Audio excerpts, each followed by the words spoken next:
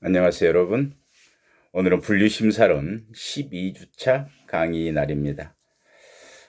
지난주에 이야기했듯이 금주에는 사회적 처우와 사연의 처우의 의의나 종류, 그리고 가장 중요한 것은 이 과목과 관련돼서 과연 사회적 처우, 사연의 처우는 우리 분류심사와는 어떤 관련성이 있는지, 어떻게 연관지어서 우리가 생각해 볼 것인지, 그런 이야기들을 하는 시간이죠. 먼저 또 여러분들 몇 사람 출석 불러볼게요. 이주희, 권수빈, 전민섭, 김수정, 오시연, 다 잘 지내죠? 이지영, 정수현, 세양미, 다 잘 지내고요. 다 잘 지낸다고 대답한 걸로 이렇게 이해하겠습니다. 아니다고 생각하는 학생한테는 최근에 아모르 파티에 대한 이야기를 해줄게요.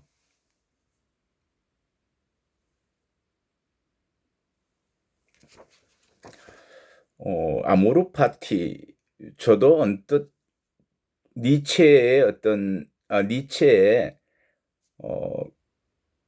역작, 그러죠. 즐거운 학문회라는 책에 아모르 파티, 영어로는 러브 오브 페이트하고 같대요. 내 운명을 사랑하라. 그런 말이었다는 걸 자세히 알기는 이번에 알게 된 거예요. 그냥 어느 트로트 가수의 노래 제목 보면서는 별 생각을 못 하고 있었거든요. 잘 지내지 못하고 있다고 생각하는 학생들에게 보내주는 이야기입니다. 아모르 파티. 자신의 인생에서 벌어지고 있는 일에 대해서 도피하거나 수동적으로 행동하지 말고 오히려 능동적이고 적극적인 자세로 인정하고 책임지면서 진정한 삶의 주체로 살아야 후회하지 않게 사는 거다. 그런 뜻인 것 같아요. 운명에 대한 어떤 도피나 수능보다는 또 다른 어떤 적극성, 삶에 대한 어떤 긍정적 이런 태도로 생각됩니다. 자, 자료 한번 볼까요?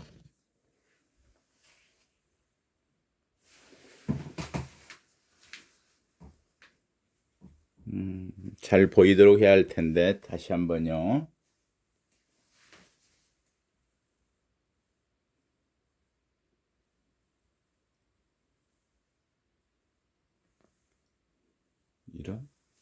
이렇게 잘 안 보이죠? 좋아요. 이렇게 보는 게 더 잘 보인다는 학생들이 있어서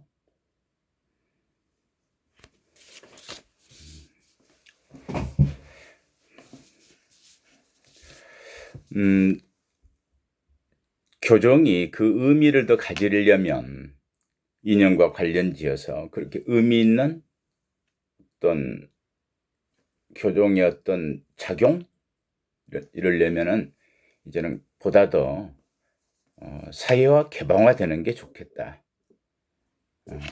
그래서 그런 부분을 사회적 처우, 사연의 처우와 관련지어서 이야기를 하려고 해요. 개인에게 있어서도 어떤 개인에게 있어서는 뭘까요? 내 개인에게 있어서는 사회와의 어떤 관계성들을 더 의미 있게 잘 연결 지어가는 거, 이런 게 개인에게 있어서는 어떤 그걸 우리가 사회성이라 그럴까요? 사회적 태도라 그럴까요? 보다 더 의미 있지 않을까 이렇게 생각합니다. 삶에 있어서요. 저는 오늘은 우선은 사회적 처우에 대한 개념들, 아무튼 대비되는 개념이죠. 시설 내 처우와는 대비되는 개념인데 시설 내 처우와는 반대되는 내용이에요. 그런 게 아니죠.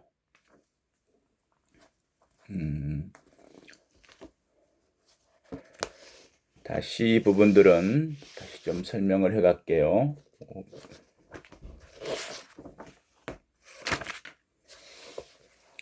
왜 사회적 처우인가? 교정에 있어서 먼저 좀 더 큰 틀에서 이야기를 해볼까요? 이 과목과 관련돼서 교정은 그 영역이 계속 체협의의 어떤 교정에서 협의회 또는 광의에 오늘날의 교정은 최광의로 이해되는 부분들도 있다. 사실은 교정 자체의 의미를 놓고 본다면 최광의의 의미가 맞죠. 하고 있는 일을 관련돼서 한다면 광의의 개념으로 우리나라의 교정이 이해할 수 있지만 우리나라의 교정을 교정이라는 개념 자체 그 단어에 충실하다면은 뭔가를 바로 잡는다. 그건 뭐 이렇게 나이에 따라서 시설과 가둬둔 것과 그렇지 않은 것 모든 걸 포함하는 거잖아요. 그런 분류 개념과 생각해 보는 것. 사회적 처우, 사인의 처우를. 그렇다면 분류심사와는 어떤 관련성을 갖게 될까요? 그러죠. 사회적 처우에서 개방시설에 나간다. 또는 뭔가 개방적인 어떤 교정시설에서 수용된다. 거기에서 처우를 받는다. 그리고 거기서 하는 처우 내용 중에 밖에 있는 외부 시설, 개방 시설이었던 공장에 나가서 일을 한다. 또는 멀리 외부 통근을 한다. 이런 부분들을 했을 때는 분류심사에는 어떤 부분들이 있을까요? 그렇죠. 오픈 시스템, 오픈 트리트먼트, 개방 처우, 개방적인 어떤 체계 속에서 또 개방적인 처우, 오픈 트리트먼트라고는 재심사하는 과정에서나 O형을 줄 수가 있어요. O라는 개별 처우의 내용에서 O급을 주는 거죠. 오픈 트리트먼트. 물론 신입심사 때 O급을 바로 받을 수도 있죠. 왜냐하면 S1급인 개방처우 시설에서 생활하게 할 수 있다면 O급을 줘도 되겠죠. 그리고 그 처우 과정에서 위험성도 많이 감소되고 제거되고 그리고 처우 경과를 살펴보니 뭔가 사회 나갈 준비가 잘 되어 있다. 또 처우 내용이 지역사회 속에서 생활할 수 있도록 그런 처우 유형을 써도 괜찮겠다. 그렇다면 우리가 5급을 줄 수 있는 거겠죠. 이렇게 관련돼서 생각해 보면 좋을 것 같아요. 사인의 처우 수수도 마찬가지죠. 분류심사와 가석방. 그렇죠? 그럴 경우에도 처우 경과를 처우 과정에서 지켜보면서 형기 종료 이전에 내보낼 때 어떤 분류심사의 결과를 가지고 있는지. 지금 우리가 활발하게 되어 있지는 않지만은 갱생보호나 보호관찰부 가석방 내보낼 때도 그러한 자료들의 제공들. 이렇게 생각한다면 분류심사도 교정 개념이 예연히 확대되고 전체를 지역사회 관련성 속에서까지 생각하는 사인의 처우와 관련 지어지듯이 분류심사도 그런 기능과 역할을 해야 되겠죠. 그래서 분류심사를 할 때는 통상 지금까지는 설명을 그렇게 해요. 입소부터 출소까지 전 과정에 걸쳐서 개입을 한다 그랬는데 이런 경우를 생각해 본다면 사인의 처우하고 연관 지은다면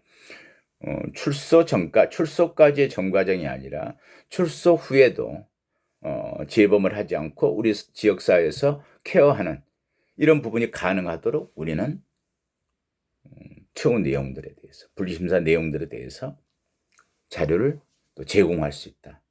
이게 분류심사의 역할도 개념도 확대해서 설명할 수 있고 그 역할도 커지겠죠. 자, 그러면 사회적 처우에 대해서 한번 생각을 해볼까요? 사회적 처우 그러면 무엇보다도 교도소의 개방화 그리고 교도소에서의 어떤 처우의 사회화 두 개의 개념이 가장 중요한 개념이겠죠. 그래서 뭐 의의를 보면 사실 이제 사회적 처우 그러면은 보통은 개방 처우와 같이 같은 용어로 사용을 해요. 그렇지만 꼭 개방 처우라고 한정 지을 수 있을까? 왜냐하면 시설 내 처우를 하면서도 개방 처우는 아니지만 사회적 처우가 도입되는, 이를테면 시설에 있지만 필요에 의해서 경비 등급이 낮더라도 가족 만남의 날 행사에 참여할 수 있다라고 한다면 그 사람이 꼭 개방 처우의 대상자가 아니더라도 그런 사회적 처우의 혜택을 받을 수 있기 때문에 여기 약간 미묘하죠. 근데 동의어로 이런 경우도 동의어로 받아들여도 크게 문제는 없어요, 물론. 근데 더 정확하게 표현하자면은 사회적 처우는 사회화, 개방화의 개념을 갖고 있고 통상 우리가 개방 처우라고 이야기를 한다. 이처럼 사회적 처우라 함은 시설 내 처우에 있어서의 보안상 요청에 따르는 격리와 격리와 엄격한 규율 등을 완화해서 가능한 한 교정시설 내의 생활을 일반 사회 생활과에 접근시킨다, 근접하게 한다, 비슷하게 한다. 가능하다면 어떤 동일한 조건들을 마련해 준다. 일반 사회 생활과 근접시켜서 수용자를 일반 사회와 교통케 함으로써, 여기서 말하는 교통이란 거 아시죠? 서로 서신, 접견, 면회, 서신, 접견 또는 바깥으로 행동 모두 이렇게 오가올 수 있는 것을 우리는 교통이라고 그러고 그걸 교통권 그렇게 해요. 교통권이 침해되면 안 되는 부분들. 교통케 함으로써 시설화에 따른 시설 내에서 가둬두면 어떤 일들이 있나요? 우리가 늘 걱정한 게 있죠. 악성 감염의 문제, 오히려 교도 소화에 대한 부작용들, 시설화에 따른 악 영향과 인격의 파괴를 피하고 사회의 재적응을 용이하게 하는 또는 보다 더 효과적으로 하게 하는 처우 방법이다. 사회적 처우란 그런 교통권을 확대해서 교통을 확대하고 생활을 시설 내에서의 그런 엄격성에서부터 일반 사회와 근접해서 그런 자율과 책임을 부여하는 그런 처우들, 이걸 우리가 사회적 처우라고 그 의의를 말할 수 있겠죠. 그래서 협의의 어떤 개방 처우로 하면 개방 시설에서의 수용자에게 자율성을 주는, 그래서 수용자에게 자율과 신뢰관계의 기초에 있었던 처우하는 것. 사실은 우리가 수용자를 재사유한다는 말은 뭐예요? 자율성 속에서 책임을 가지고 우리 사회 구성원으로 생활하게 하는 것이잖아요. 그래서 이런 개방 처우는, 사회적 처우는 그런 의미가 있다. 그런데 협의로 이야기할 때는, 좁은 의미로 이야기할 때는 개방시설적 개념을 더 이야기한다. 광의의 개념이라고 한다면은 개방시설에서의 처우뿐만 아니라 폐쇄시설에서 실시되고 있는 예부통근 제도, 그다음에 가족 만남의 집 같은 제도, 소위 부부접견제, 가족 만남의 날 행사들, 그리고 주말 구금제 같은 이러한 이렇게 반자유처우 또는 출소 준비를 위한 어떤 중간 처우의 집들, 이런 모든 걸 포함하는 걸 우리는 사회적 처우라고 그 개념을 이야기할 수 있겠죠. 넓은 의미로. 좁은 의미로는, 협으로는 개방시설에서의 자율과 신뢰관계를 토대로 하는 처우들, 이렇게 이제 이야기할 수 있겠고요. 여러분들에게 연역 이렇게 했는데, 연역 몇 가지를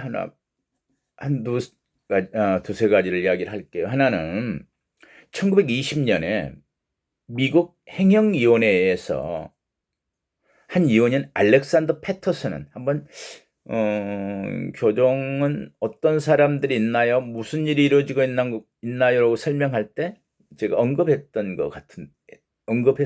걸로 기억되는데요. 알렉산더 패터슨은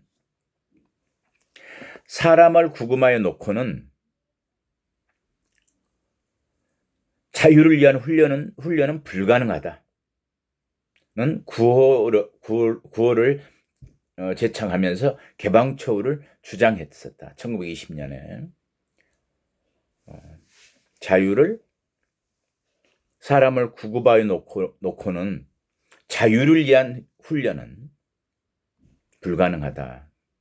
이게 이러한 어떤 이념이었던 토대라 그럴까요?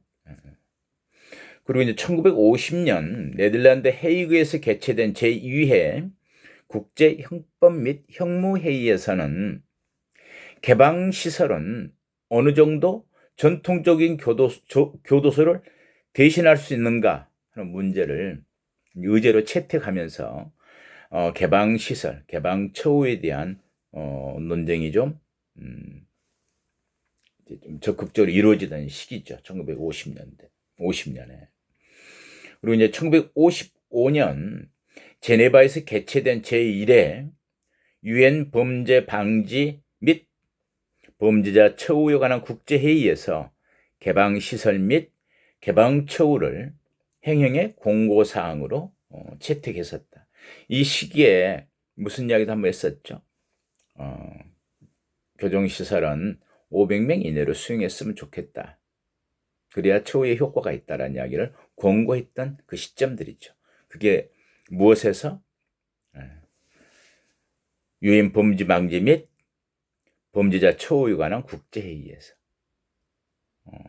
그리고 조금 전에 이야기했던 피구금자 최저기준 준칙에서 이 시기에 이야기를 하면서 500명 이내로 수용했으면 좋겠다. 이런 이야기를 했던 거죠. 우리의 어떤 법적 근거는 어떨까요? 우리의 법적 근거에서도 수용자에 대한 처우는 교화 또는 건전한 사회 복귀를 위하여 교정 성적에 따라 상향 조정될 수 있으며 되어 있죠.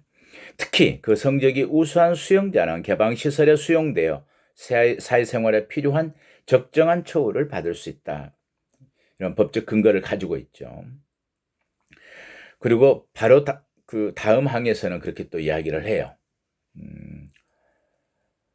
수용자는 교화 또는 건전한 사회 복귀를 위하여 교정시설 밖에 적당한 장소에서 봉사활동, 견학, 그 밖에 사회 적응에 필요한 처우를 받을 수 있다. 자, 그러면 이러한 개방 처우를 했을 때 장점과 단점은 뭘까요? 지금 우리가 장점만 주로 이제 열거했던 것 같아요. 이런 사회적 처우, 개방 처우를 했을 때의 장점은 조금 전에 이야기했듯이 수용자의 사회 적응력을 향상시키고 교정 당국에 대한 신뢰감을 증가시켜 개선 의용을 촉진한다. 신뢰를 바탕으로 하기 때문에. 또한 완화된 시설과 감시가 수용자의 신체적, 정신적 건강에 유리하게 작용한다. 그리고 시설 수용에 비해서 통제 및 감시에 소요되는 비용이 절감된다. 그렇죠. 그러한 시설을 설치하는 것 또는 그 시설을 경비나 이런 부분들의 시스템이나 인적 자원이 동원되는 것, 이런 비용들에 대해서도 많은 절감이 이루어질 수 있겠죠. 그리고 이러한 개방처우, 사회적 처우는 가장 좋은 건 가족이나 친족 등의 유대감 지속으로 정서적 안정감을 부여한다. 그러니까 이야기했던 부부 만남의 날, 소위 가족 만남의 날, 부부 접견 또는 가족 만남의 집, 이런 행사들을 통해서 우리가 교정에서 가장 중요한 부분들 수 있죠. 가족 관계의 부분들, 그런 유대 강화, 또 그걸 통한 또 수용자의 어떤 안에서의 정서적 안정감. 사실 이 부분이 굉장히 어려운 게 대부분의 경우를 하기는 그렇고요. 수용자들이 굉장히 불안하고 안에서 교정사고라고 하는 어떤 자살이나 다른 문제가 있을 때의 경우에는 전부 가족관계 유대감이 파괴됐을 때, 가족관계에 문제가 있을 때가 대부분이거든요. 어떤 경우에 자꾸 밖에 그렇지 않아도 힘들게 들어와 있고 들어와서 생활하고 있는데 중형에 대한 형벌이 나한테 얼마나 떨어질까에 대한 불안감들. 그런데 거기에 가족의 지지나 원조도 없다. 밖에 있는 아내는 나에게 이혼 신청을 한다.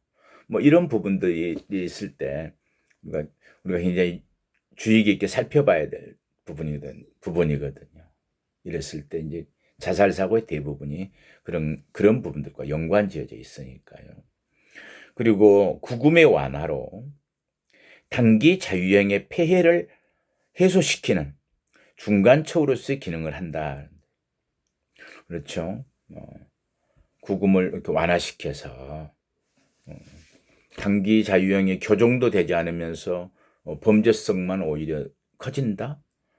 범죄 어떤 기술을 습득한다.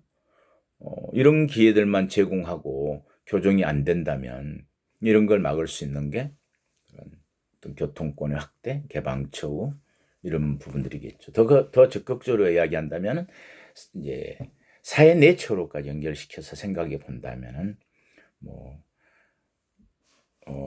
피해 보상을 전제로 한 조건부 기소유예, 조건부 집행유예 뭐 이런 부분들에서 들어오지 않는다면 더 좋은 거고 단기 자유형을 주느니 벌금을 부과한다랄지 벌금 부과도 납부할 능력이 없다면 사회봉사명령으로 대체하는 방법들 다양하게 생각할 수 있겠죠. 이런 장점들이 있는데 우리가 어떤 부분을 단점이기도 하고 주의할 점, 유의해서 생각해 볼 것 이런 부분으로 이야기할 수도 있는데 우리가 먼저 우선 그냥 단점을 한번 정리해 보죠. 용어를 정리해 보죠. 단점으로는 통상의 형벌관념이나 일반 국민의 법 감정에 부합하지 않는다. 국민들은 엄벌에 처하자는 생각들이 당연히 죄에 대한 벌을, 범죄에 대한 처벌을 명확하게, 엄중하게 해야 되는데 이 부분에 대해서 법 감정과 상치된다면 이런 단점이 있겠죠. 부합되지 않는다. 두 번째는 이 부분들이 틀림없이 그런 부분들은 있어요. 도주의 우려가 있을 뿐만 아니라 그렇죠? 외부 통근을 나간다. 뭐 다른 어떤 감시라고 하는 기능들, 개호, 보안상의 약점 이런 부분이 틀림없이 생기죠. 그래서 도주의 우려가 있을 뿐만 아니라 완화된 개호와 감시를 통해서 외부인과의 부정한 거래를 할 위험이 있다. 부정한 거래, 무슨 상거래가 아니고 부정한 거래는 범죄를 은닉, 왜곡 뭐 이런 부분들과의 관련성들이겠죠. 또는 범죄가 계속해서 어떤 지속되게 유지되게 범죄 자체가 그런 예를 들어보자면 만약에 이러한 경우에 그 지역에 기반을 둔 조직폭력범이 누구를 만났다 그러면은 차단되지 않은 상태에서의 이야기라면은 계속해서 그 조직은 유지되고 어떤 일들이 같이 이루어질 수 있겠죠. 그리고 이제 대상자 선정에 있어서 이 부분이 상당히 좀 귀 기울여 줬으면 좋겠는데요. 사회적 처우의 대상자를 선정함에 있어서 사회 방위를 지나치게 강조하면 수용의 필요성이 없는 수용자까지도 개방처우하게 되어 형사사법망의 확대를 초래할 수 있다.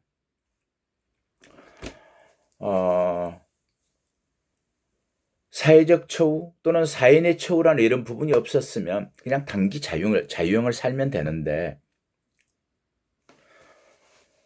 구금을 시키지 않고도 우리 사회에서 이걸 사회적 처우나 사인의 처우로서 통제가 가능해. 그것도 형벌로서의 기능을 해라고 했을 때 굳이 그런 처벌을 받지 않아도 될 사람들까지 뭐죠? 처벌의 그물망을 키워버릴 수 있다.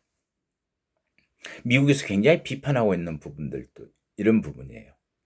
교정시설 내에 들어와 있는 숫자가 미국에 230만 명이 좀 넘어갈 건데 밖에 있는 법의 그물망에 갇혀서 있는 사람이 650만 명이다. 자, 그런데 우리가 형의 전환들 또는 사회적 처우, 사인의 처우 이런 게 없었다면 그렇게 많은 사람이 법의 그물망에 있었을 것인가 하는 비판이라는 거죠. 좀 이해가 되시나요? 네, 좋아요. 좀 쉬었다가 다음 시간에는 그러면 이러한 개방 최후의 유형들은 어떤 것들이 있는지 살펴보도록 하죠.